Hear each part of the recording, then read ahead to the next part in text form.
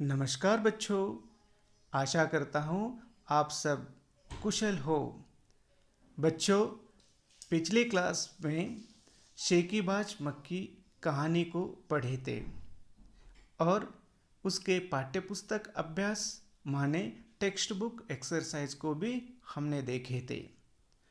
तो बच्चों, आज हम ऐसे ही एक दूसरी कहानी जिसकी नाम है चांद वाली अम्मा, इस कहानी को पढ़ेंगे। ठीक है, तो चले कहानी की ओर। इस कहानी को आप ही देखो।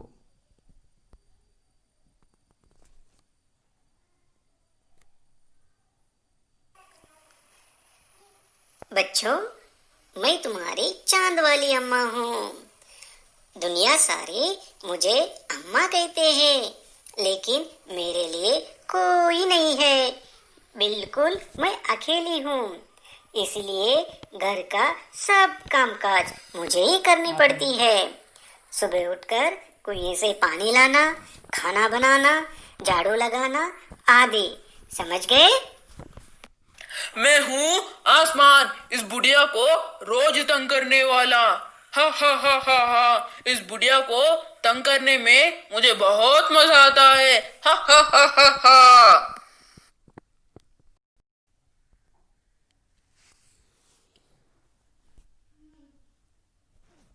बच्चों, इस तरह चांद वाली अम्मा को आसमान आकर रोज तंग करता था। बेचारी इससे बहुत परेशान थी।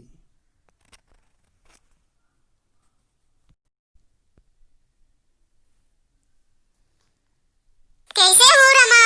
अच्छे हो ना? हाँ, अच्छी हूँ। आप कैसे हो? हाँ, मैं भी अच्छी हूँ। हम दोनों बातों में ये चांद वाली अम्मा आगे निकल गई। अरे देखो देखो, मैं बहुत देर से यही हूँ। मैं ही पानी भरती हूँ। चलो भरो भरो। आप दोनों बातें करते रहो, मैं पानी भर लूंगी। कैसे? मैं भरती हूँ, मैं भरती हूँ। चल हट, मुझे काम है आज। मैं ही भरती हूँ। मैं चलती हूँ, मैं पानी भरकर जाती हूँ।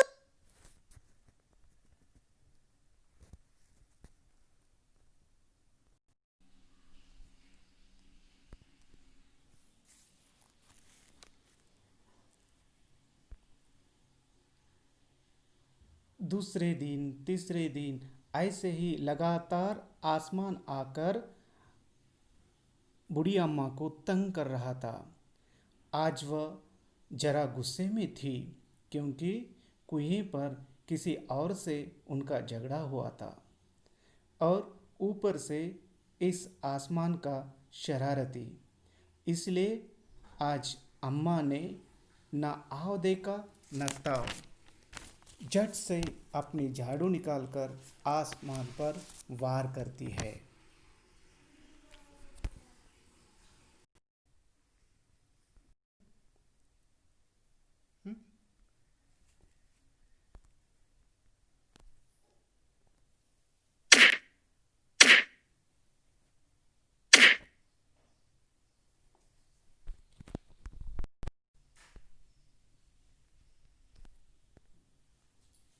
झाड़ू तो नहीं छोड़ सकती, क्योंकि अब तो मैं बहुत ऊपर पहुंच चुकी हूँ।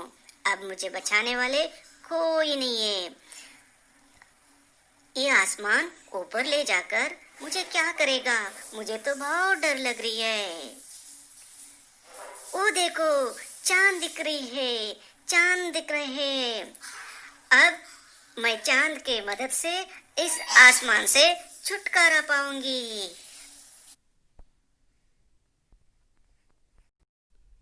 बच्चों, इस तरह कहानी समाप्त होती है। अब मैं उसे समझाने का प्रयास करूंगा। बहुत समय पहले की बात है। एक बूढ़ी अम्मा थी, बिल्कुल अकेली। उसका अपना कोई न था, पर घर का सारा कामकाज उसे ही करना पड़ता था। सुबह उठकर कुएं से पानी लाना, खाना बनाना, झाड़ू लगाना आदि।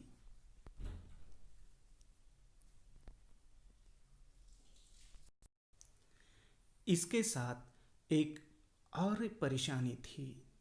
वह रोज सुबह उठकर घर में झाड़ू लगाते, तब तक सब ठीक रहता था।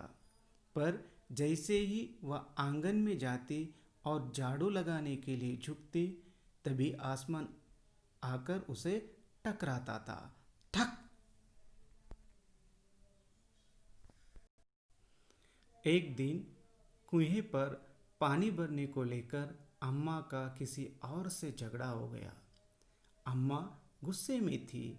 वह झाड़ू उठाकर आंगन में गई और जैसे ही झुकी, आसमान ने अपनी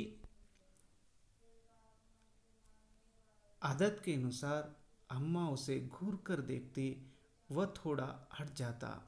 फिर वह जैसे ही दोबारा झुकती, आसमान फिर आकर हरकत दोहराता।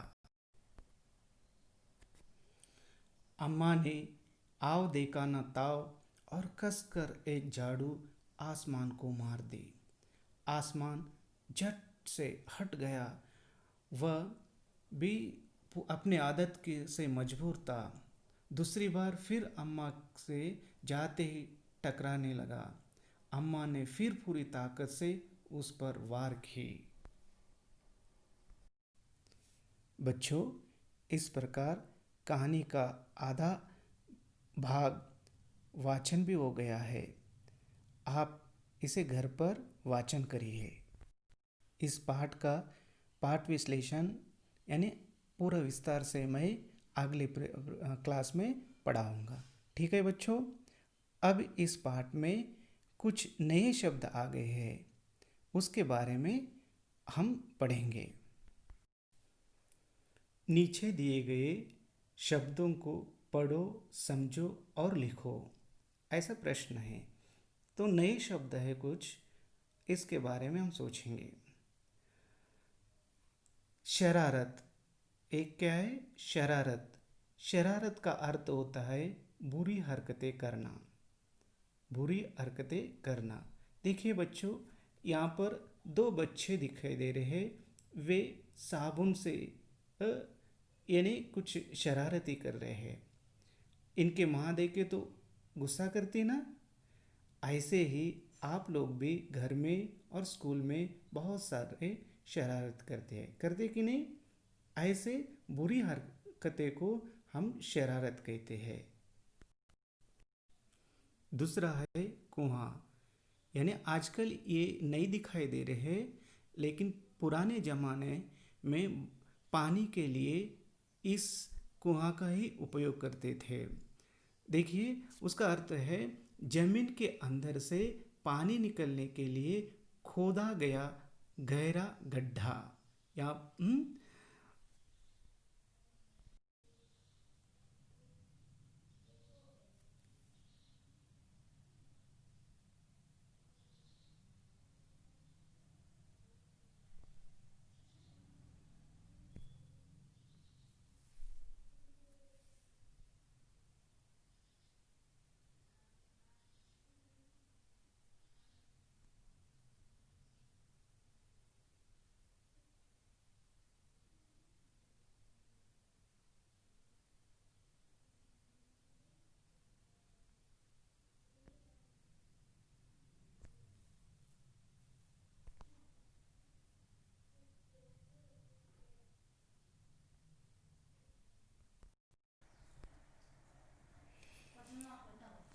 तीसरा है आंगन। आंगन का अर्थ होता है घर के सामने का खुला मैदान। ये जो घास वगैरह दिखाई दे रहे हैं ना, ये पूरा आंगन कहते हैं उसे। चौथा है दोहराना, यानी बार बार वही कार्य करना।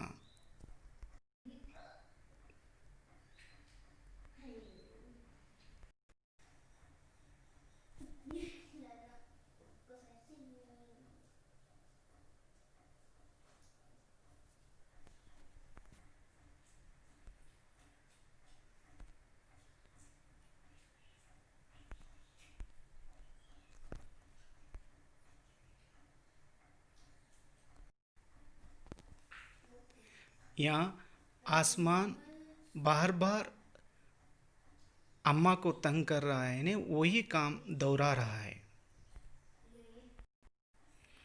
वार करना यानी हमला करना। यहाँ पर शेर दूसरे जानवरों पर किस तरह से वार करते एक चित्र के द्वारा हम देखते हैं, इसे कहते वार करना।